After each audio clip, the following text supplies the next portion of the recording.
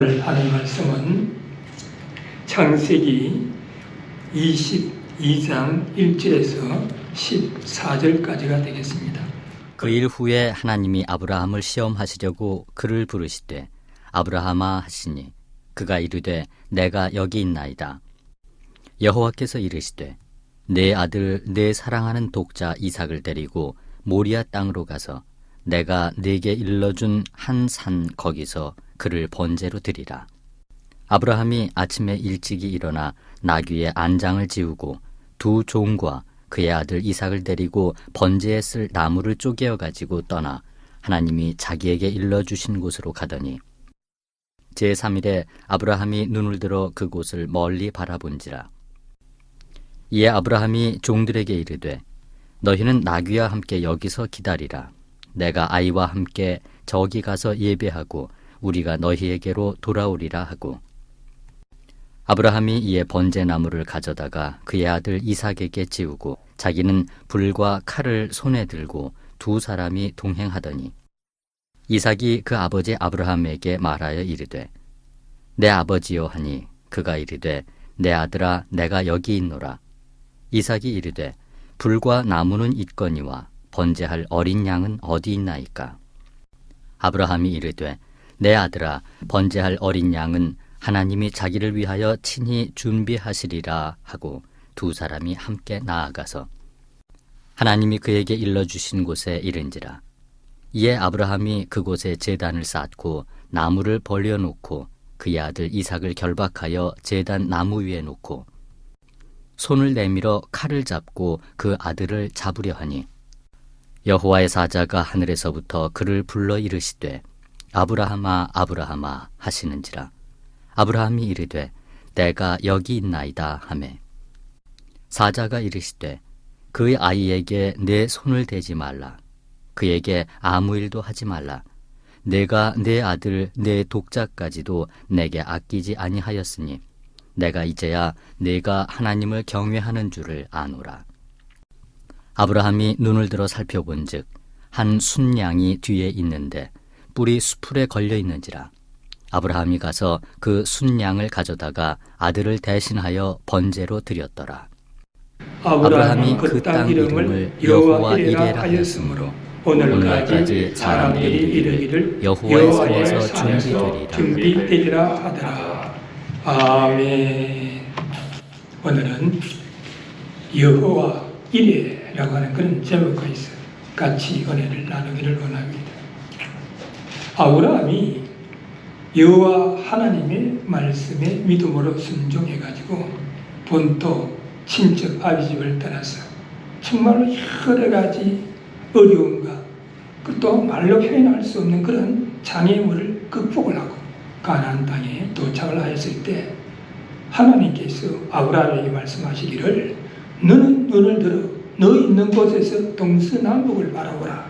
보이는 땅을 내가 너와 내 자손에게 주리니 영원히 이르리라. 내가 내 자손으로 땅에 티끌 같게 하리니 라고 창세기 13장 14절에서 16절의 말씀을 하시면서 복을 주시고 또 그 사이에 언약의 말씀을 하셨습니다. 근데 말이죠, 세월이 흘러가고 아브라함의 나이가 많아져도 후사가 없었습니다. 그래서 말이죠, 창세기 15장 2절에 보면 아브라함이 다시 주 여호와여 무엇을 내게 주시려나이까 나는 무자하오니라고 다시 한번 하나님께 아뢰게 됩니다. 이때 말이죠, 하나님께서 아브라함에게 내 몸에서 날 자가 후사가 되리라. 그를 이끌고 또 밖으로 나가서 가라사대 하늘을 우러러 우표를 셀 수 있나 보라. 또 그에게 이르시되 내 자손이 이와 같으리니 라고 창세기 15장 4절에서 5절에 다시 한번 언약의 그런 말씀을 하셨지만 아브라함은 하나님의 때를 믿음으로 기다리지 못하고 인간적이고 세상적인 그런 생각에 사로잡혀가지고 자기 집에서 종살이하는 애굽 여인 하갈을 취해가지고 아들을 보게 됩니다. 그때 그의 나이가 87세였습니다. 창세기 16장 15절에 보면 하갈이 아브라함의 아들을 낳으며 아브라함이 하갈이 낳은 그 아들을 이름하여 이스마엘이라 하였더라라고 말씀하고 있습니다. 그럼에도 불구하고 창세기 17장 4절에서 6절에 보면 하나님은 아브라함이 99세가 되었을 때 또 말씀하십니다. 내가 너와 내 언약을 세우니 너는 열국의 아비가 될지라. 이제부로는 내 이름을 아브라함이라 하지 아니하고 아브라함이라 하리니 이는 내가 너로 열국의 아비가 되게 함이니라. 내가 너로 심히 번성케 하리니라고 또 한 번 언약의 말씀을 하셨습니다. 여기서 말이죠. 그냥 아브라함이라고 하는 이 말의 뜻이 뭐냐면 존귀한 아버지라는 그런 뜻을 가지고 있습니다. 아브라함이라고 하는 것은 열국의 아버지라고 하는 그런 뜻을 가지고 있습니다. 그 후 1년 뒤에 아브라함이 말이죠. 100세가 되었을 때에 창세기 21장 2절에서 3절에 보면 사라가 잉태하고 하나님의 말씀하신 기한이 미쳐 늙은 아브라함에게 아들을 낳으니 아브라함이 그 낳은 아들 곧 사라가 자기에게 낳은 아들을 이름하여 이삭이라 하였고라고 말씀하고 있습니다. 신실하신 하나님께서 때가 이르러가지고 언약을 지켜주신 것입니다. 그래서 말이죠. 아브라함의 가정에 큰 기쁨이 넘쳐나고 행복이 넘쳐나고 아들 이삭이 말이죠. 무럭무럭 자라나가지고 젖을 때는 날이 되었습니다. 그래서 아브라함은 큰 잔치를 베푸죠. 사람들을 초청하고 그리고 신실하신 하나님께 감사와 찬양과 영광을 돌렸습니다. 그런데 이 기쁘고 즐거운 잔치 석상에 다른 문제가 생겼습니다. 창세기 21장 9절에 보니까 사라가 먼저 아브라함의 아들 애굽 여인 하갈의 소생이 이삭을 희롱하는지라라고 말씀하고 있습니다. 여기서 말이 희롱한다라고 하는 것은 그냥 뭐 장난을 치는 것이 아니라 멸시하고 조소한다 그런 뜻을 조롱한다 하는 그런 뜻을 가지고 있습니다. 자극을 주는 그런 행동을 말합니다. 아브라함의 아들 애굽 여인 하갈의 소생이 누구입니까? 이스마엘이에요. 이스마엘이 자라가지고 17살이 된 거예요. 그리고 또 이삭이 3살이 됐는데 단순히 장난을 치는 것이 아니라 동생 이삭에게 상속권을 빼앗긴 데 대한 이스마엘의 불만이 멸시와 조소와 조롱으로 표면화되어가지고 잔칫날에 문제가 생겨버려요. 이를 본 이삭의 어머니 사라가 분노하여 아브라함에게 말합니다. 창세기 21장 10절에 보면 내가 쫓아라. 분노가 찬그런 말로 이 종의 아들은 내 아들 이삭과 함께 기업을 얻지 못하리라. 분이 넘치가지고 악의적으로 이야기를 하는 거예요. 이 말을 들은 아브라함의 심정이 어떠했겠습니까? 성경은 아브라함이 깊이 근심이 되었더니라고 창세기 21장 11절에 말씀하고 그냥 근심하는 거죠. 깊이 근심이 되었더라라고 말씀하고 있습니다. 하나님은 분명히 아브라함에게 내 몸에서 날짜가 내 후손이 되리라고 창세기 15장 4절에서 분명히 말씀을 하셨는데 왜 아브라함이 이 지경에 처했겠습니까? 하나님의 때를 기다리지 못하고 자신의 처지와 상황만을 갖다가 바라봤기 때문인 것입니다.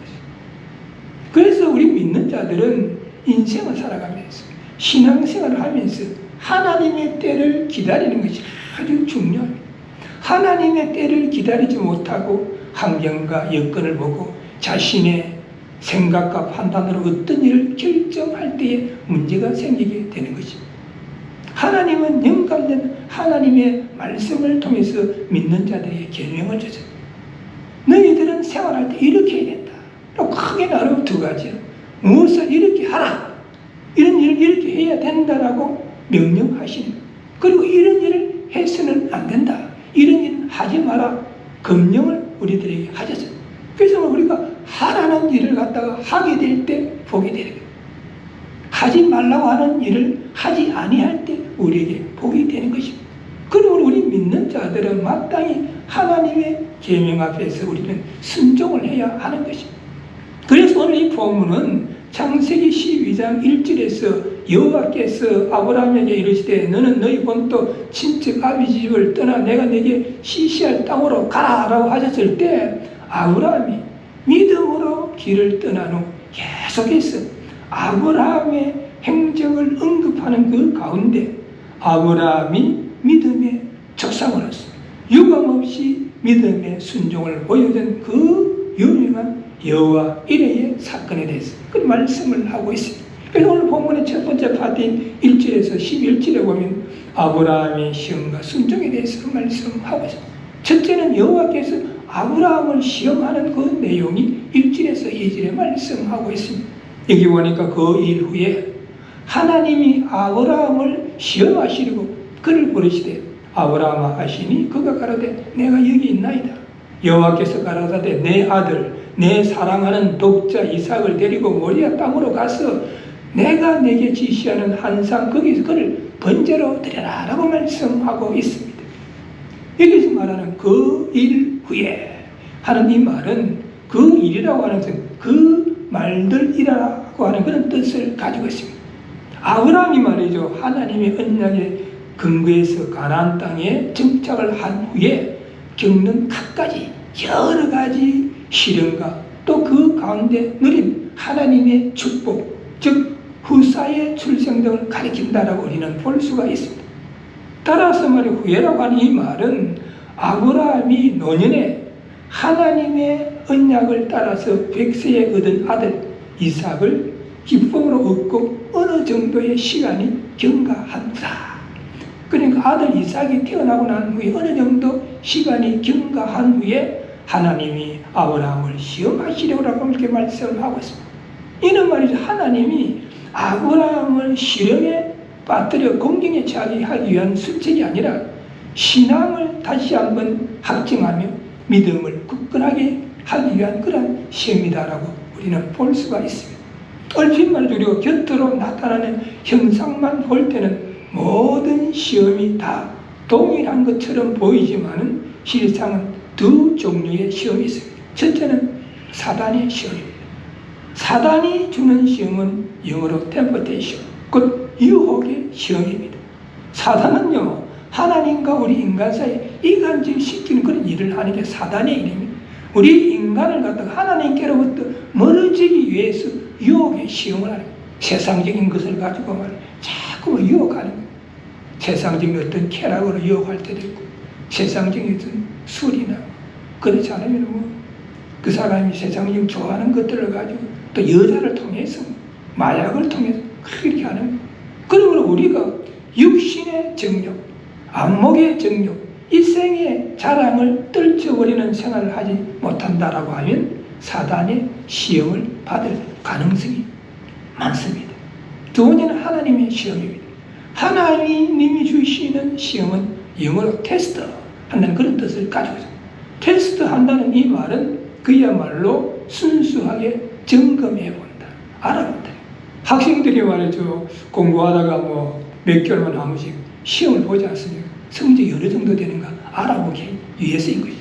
마찬가지로 하나님께서도 우리 믿는 자들에게 믿음이 어느 정도인가, 믿음 생활을 잘 하고 있는지를 알아보기 위해서 시험을 줄 때가 있습니다. 또 그렇지 않으면 어떤 나타난 신앙 상태를 갖다가 각성시키기 위해 가지고 시험을 줄 때가 있습니다. 그러므로 하나님이 주시는 시험은 연단의 시험입니다. 사탄이 주는 시험은 유혹의 시험이고 하나님이 주시는 시험은 연단의 시험이다 라고 우리가 볼 수가 있습니다. 그러면 오늘 본문의 시험의 대상이 누구입니까? 아브라함이에요. 여호와께서 아브라함에게 말씀하시기를 내 아들 내 사랑하는 독자 이삭을 번제로 드리라. 이 길에서 말씀하셨습니다. 여기서 하나님은 시험 대상에 오른 아브라함의 상황을 더욱 절박하게 몰아가신 목적으로 시험의 수단에 사용된 이삭에 관해서 아브라함의 부승회를 갖다가 강하게 불러일으킬 그런 표현을 갖다가 사용하고 있습니다. 내 아들, 내 사랑하는 독자 이삭이란 낱말은 하나같이 말이죠. 아브라함 자신의 생명을 내어주어도 아깝지 않은 그런 이름들입니다. 실로 그 아들은 소망이 없던 아브라함이 하나님의 언약을 믿고 75세 때부터 25년간을 믿음으로 인내해가지고 100세에 얻은 사랑스러운 그런 독자였습니다. 하나님의 언약을 확정시켜준 그런 아들이었습니다. 자기 존재의 의미를 다시 한번 발견하게 해준 아들입니다. 그런데 하나님께서 번제로 드리라. 번제라고 하는 것은 뭐냐면 제물을 불에 태워서 하나님 앞에 드리는 의식을 말합니다. 아브라함은 말이죠, 말로 표현은 하지는 않았지만, 오늘 본문 속에 나타나지는 않았지만 이 말을 듣고 나서 밤새 고민하고 갈등하고 슬퍼하고 괴로워했을 것입니다. 하나님, 100세에 얻은 아들입니다. 눈에 넣어도 아프지 않는 그런 아들입니다. 제 생명과도 같은 아들입니다. 그런데 어떻게 번제를 드리라고 말씀하실 수가 있습니까? 라고 그는 고민했다라고 볼 수가 있습니다. 중국 사람들은 이런 말을 한다 그래요. 죽기 전에 꼭 한 번은 공자의 논어를 읽어라. 그 한국 사람들도요, 논어를 한번 읽어라 이렇게 해요. 왜냐하면 공자의 그 논어에 보면 좋은 말들이 나오기 때문에. 공자의 그 논어 중에 이런 말이 있습니다. 인생의 여정에 어려움이 닥치면 그것을 직시하라. 직시하는 자만이 역경 중에도 즐거워하는 생활을 할 수 있다. 인생의 여정에 어려움이 닥쳤다 하면 그것을 똑바로 쳐다보고 그리고 도전을 해라는 거예요. 그렇게 하면 역경 중에도 즐거워하는 생활을 할 수 있다.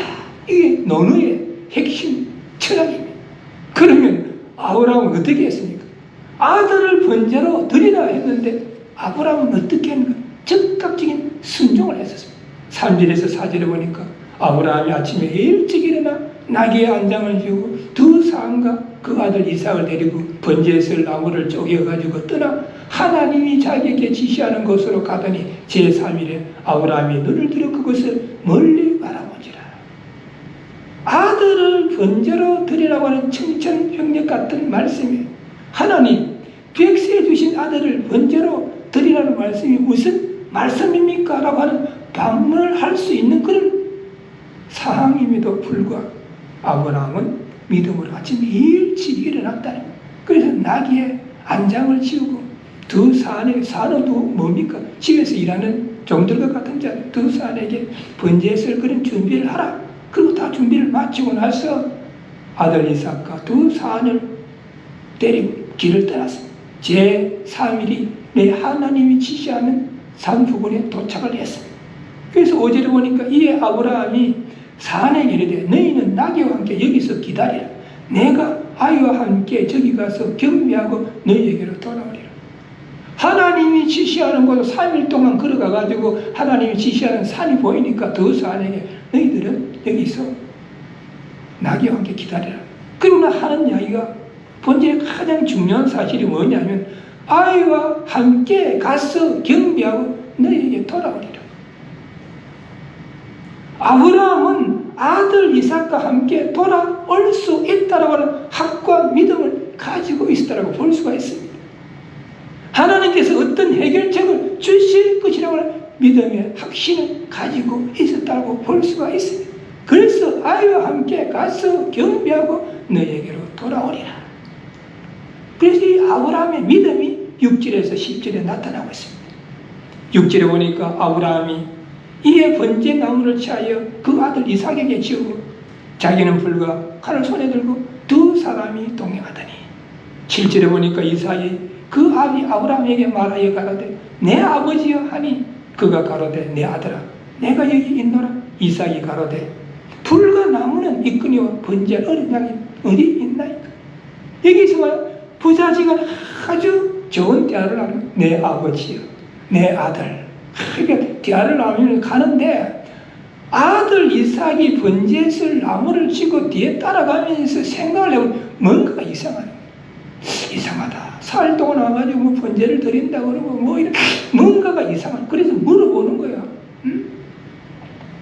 번제에 쓸 불과 나무는 있는데 어린 양은 어디에 있습니까?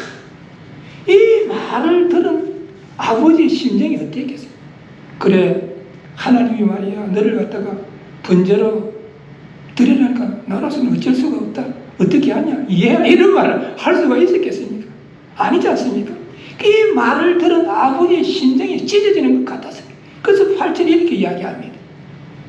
아들아, 번제할 어린 양은 하나님이 자기를 위하여 친히 준비하시리라 하고 두 사람이 함께 나가니, 아들의 의문의 질문에 번제할 어린 양은 하나님이 친히 준비하신다는 것, 본질의 가장 핵심적인 그런 내용입니다.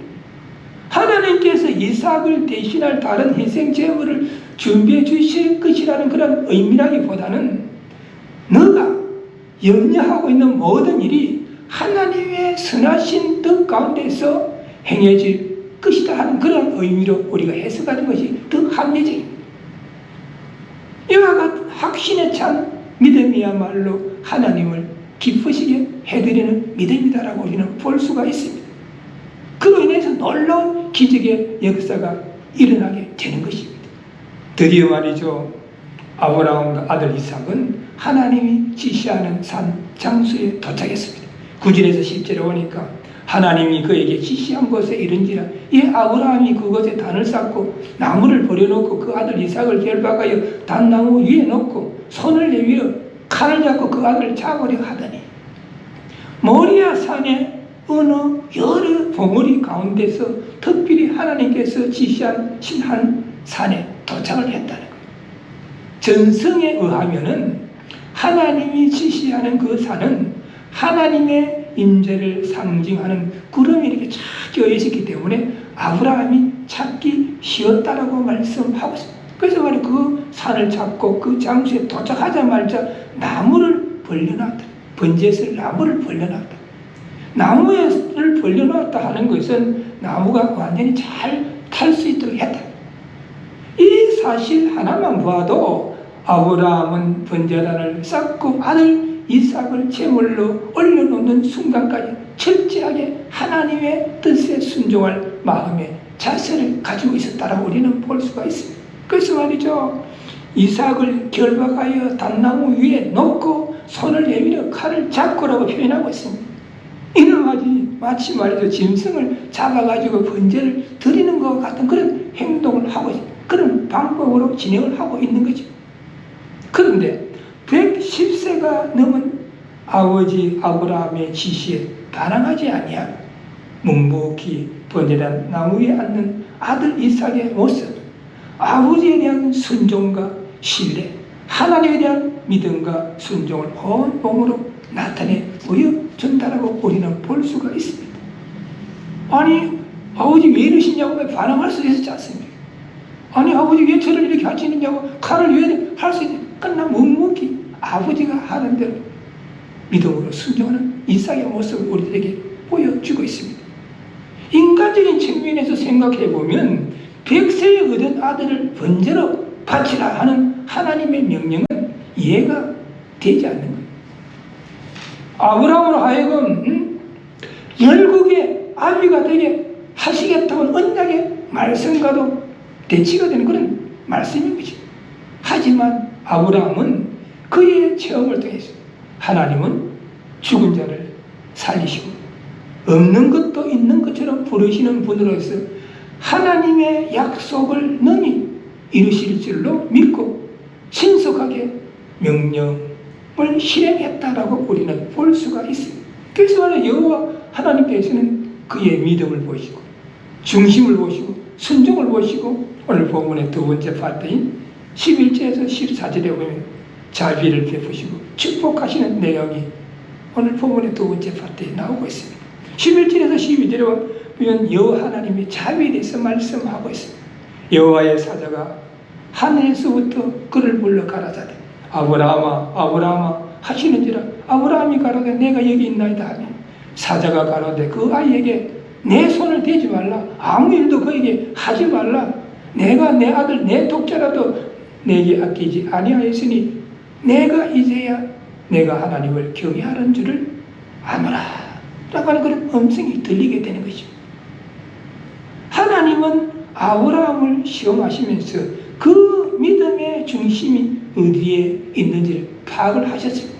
그래서 말이요, 칼을 잡고 있는 아브라함을 향해서 여호와의 사자가 다급하게 소리를 칩니다. 아브라함아, 아브라함아, 그 아이에게 내 손을 대지 말라. 아무 일도 그에게 하지 말라. 왜냐하면 이삭이 그걸 갖다가 죽이게 되면 하나님의 언약이 파괴되기 때문입니다. 하나님은 아브라함에게 내가 내 자손으로 하여금 땅의 틱을 같이 하겠다라고 창세기 13장 16절에서 언약의 말씀을 하셨습니다. 내 몸에서 날짜가 후사가 된다라고 창세기 15장 4절에서 말씀하셨습니다. 하늘의 무뼈를 셀 수 없는 것과 같이 그와 같이 하게 하겠다고 창세기 15장 5절에서 언약하셨습니다. 내가 너를 심히 번성케 하겠다라고 창세기 15장 6절에서 말씀을 하셨습니다. 그래서 말이죠, 아브라함은 하나님의 언약의 말씀을 믿고 믿음으로 순종을 한 것입니다. 이처럼 하나님의 사자까지도 급박하게 서두르게 소리치게 할 수 있는 그 믿음, 어쩌면 하나님께서 우리 믿는 자들에게 원하시는 믿음이 바로 이러한 믿음이 아닌가 하는 그런 생각을 하게 되는 것입니다. 하나님은 최후의 순간까지 칼을 잡고 하나님의 말씀에 순종한 아브라함의 믿음을 기쁘게 받으셨다고 우리는 볼 수가 있습니다. 자신의 유일한 소망이자 그리고 언약의 정포인 아들마저도 하나님의 뜻에 순수히 포기할 수 있는 그 아브라함의 믿음을 기쁘게 받으셨다고 우리는 볼 수가 있습니다. 그리고 하나님께서 뭐라고 말씀하십니까? 12절 후반절에 보니까 내가 내 아들 내 독자라도 내게 아끼지 아니하였으니 내가 이제야 내가 하나님을 경외하는 줄을 아노라. 여기서 하나님을 경외한다. 경외라고 하는 이 말은 피조물인 인간이 창조주 하나님 앞에서 갖는 바른 태도를 갖다가 말하는 것입니다. 그래서 하나님은 아브라함의 믿음과 중심과 순종을 보시고 13절에서 14절에 축복을 하는 것입니다. 여기 13절에 보니까 아브라함이 눈을 들어 살펴본 한 수양이 뒤에 있는데 뿔이 숯불에 걸렸는지라 아브라함이 가서 그 수양을 가져다가 아들을 대신하여 번제로 드렸더라. 아브라함이 말이죠, 여호와의 사자의 음성을 듣고 눈을 들어 주위를 살폈더라. 무슨 이게 뭔가 들리니까 주위를 딱 살펴보니까 번제에 쓸 수양이 이삭 대신 준비가 되어 있었다는 거예요. 7절에서 말이죠, 아들 이삭이 뭐랬습니까? 아버지, 번제에 쓸 어린 양은 어디에 있습니까? 라고 질문했지 않습니까? 근데 8절에서 아버지가 뭐라고 이야기합니까? 번제에 쓸 어린 양은 하나님이 친히 준비하시리라. 아브라함의 확신에 찬 믿음이 그대로 성취가 되었다라고 우리는 볼 수가 있습니다. 아브라함은 준비된 수양으로 마음을 다하여 하나님께 번제를 드리고 나서 14절에 고백합니다. 아브라함이 그 땅 이름을 여호와 이레라 하였으므로 오늘까지 사람들이 이르기를 여호와의 산에서 준비되리라 하더라. 여호와 이레, 여호와께서 준비하신다, 여호와께서 친히 보신다 하는 히브리어의 말씀입니다. 이는 오늘 본문에서 말이죠, 하나님께서 아브라함을 시험하시려고 아들 이삭을 번제로 바치라고 하는 그런 극한 상황에서도 아브라함이 믿음으로 순종하려고 했을 때 아들 이삭 대신 하나님께서 예비하신 수양으로 번제를 드리도록 준비하신 것에 대한 감사의 표현이었다라고 우리는 볼 수가 있습니다. 그러면 하나님께서 우리 인생들에게 시험을 주는 이유와 목적이 뭐냐? 아니, 신앙생활 잘하고 있는데, 잘 살아가고 있는데 하나님께서 시험을 주는 이유가 뭐냐? 하나님께서 우리를 시험하는 것은 우리 인생들을 갖다가 말이죠, 골탕 먹이려고 하는 것이 아닙니다. 시험을 하실 때는 그만한 이유가 있다는 거예요. 시험을 통한 또 다른 하나님의 계획과 목표가 있다는 거예요.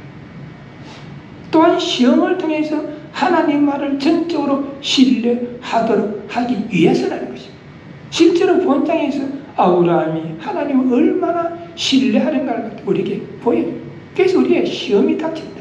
고난이 닥친다, 환난이 닥친다면 그 시험과 고난과 환난을 통한 하나님의 또 다른 계획이 있고 목표가 있다. 그래서 우리는 믿음으로 받아들이고 믿음으로 순종해야 된다 하는 그런 이야기가 돼요. 그럼 시험을 주는 목적이 뭐냐? 시험은 걸림돌이 아니라 디딤돌이 될 수 있기 때문이에요. 우리가 시험을 만났을 때 그것에 굴하지 아니하고 오히려 말이죠, 하나님을 인격적으로 신뢰하면 하나님께서는 우리로 하여금 시험을 이기게 하실 뿐만 아니라 더 좋은 축복의 길로 인도한다는 거예요.